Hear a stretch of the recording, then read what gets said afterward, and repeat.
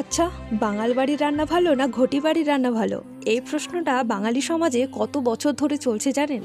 মাছের ঝোল থেকে ইলিশ সব কিছুতেই শুরু হয়ে যায় বাঙাল বনাম ঘটি কন্ট্রোভার্সি। আসলে বাঙাল আর ঘটি শুধু দুটো শব্দই না, এর পিছনে আছে ইতিহাস, সংস্কৃতি আর আলাদা খাবারের ধরন। পূর্ব বাংলার মানুষদের বলা হয় বাঙাল আর পশ্চিম বাংলার মানুষদের বলা হয় ঘটি। আর দুই বাড়ির রান্নার স্টাইলও বেশ আলাদা। বাঙাল বাড়ির রান্না সাধারণত একটু ঝাল আর মশলাদার হয়। তারা অনেক সময় মাছ রান্না করে সর্ষে, কাঁচা লঙ্কা আর তীব্র স্বাদ দিয়ে।